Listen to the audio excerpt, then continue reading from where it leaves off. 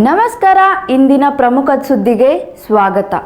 ಇಂದು ನಾವು ಹೆಮ್ಮೆಯಿಂದ ಮಾತನಾಡುತ್ತಿರುವುದು ನಮ್ಮ ಸಂಸ್ಕೃತಿ, ಪರಂಪರೆ ಮತ್ತು ಏಕತೆಯ ಪ್ರತೀಕವಾದ ಕಂಪ್ಲಿ ಉತ್ಸವದ ಬಗ್ಗೆ. ವಿಜಯನಗರ ಸಾಮ್ರಾಜ್ಯದ ವೈಭವವನ್ನು ಹೊತ್ತುತ್ತಿರುವ ಕಂಪ್ಲಿ ನಾಡು ಇತಿಹಾಸ ಮತ್ತು ಸಾಂಸ್ಕೃತಿಕ ಸಂಗಮ ಸ್ಥಳವಾಗಿದೆ.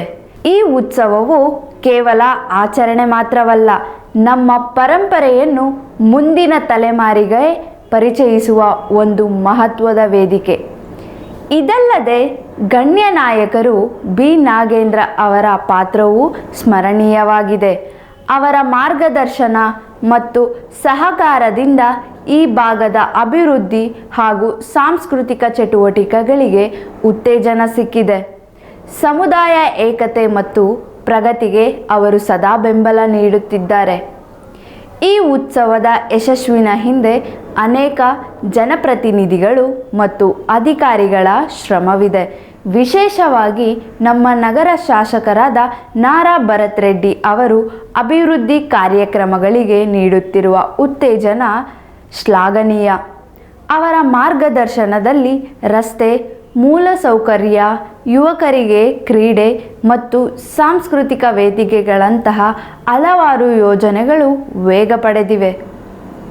ಕಂಪ್ಲಿಯ ಉತ್ಸವದಂತಹ ಕಾರ್ಯಕ್ರಮಗಳಿಗೆ ಅವರು ನೀಡುವ ಪ್ರೋತ್ಸಾಹ ನಮ್ಮ ಪ್ರದೇಶದ ಹೆಮ್ಮೆಯನ್ನು ಮತ್ತಷ್ಟು ಹೆಚ್ಚಿಸುತ್ತದೆ. ಹಾಗೆಯೇ ಮಾಜಿ ಸಚಿವರು ಮತ್ತು ಜನನಾಯಕರು JN ಗಣೇಶ್ ಅವರ ಕೊಡುಗೆಗಳನ್ನು ನಾವು ಮರೆಯಲು ಸಾಧ್ಯವಿಲ್ಲ. ಜನರೊಂದಿಗೆ ಬೆರೆತು ಅವರ ಸಮಸ್ಯೆಗಳಿಗೆ ಸ್ಪಂದಿಸಿ ಅಭಿವೃದ್ಧಿಗೆ ಸದಾ ಬೆಂಬಲ ನೀಡುತ್ತಿರುವ ಅವರು ಕಂಪ್ಲಿ ಸೇರಿದಂತೆ ಸಂಪೂರ್ಣ ಬಳ್ಳಾರಿ ಭಾಗ ಅಭಿವೃದ್ಧಿಗೆ ಶ್ರಮಿಸುತ್ತಿದ್ದಾರೆ. ಸಂಸ್ಕೃತಿ ಮತ್ತು ಪರಂಪರೆಯನ್ನು ಉಳಿಸುವ ಕಾರ್ಯಕ್ರಮಗಳಿಗೆ ಅವರ ಪಾತ್ರ ಗಮನಾರ್ಹವಾಗಿದೆ.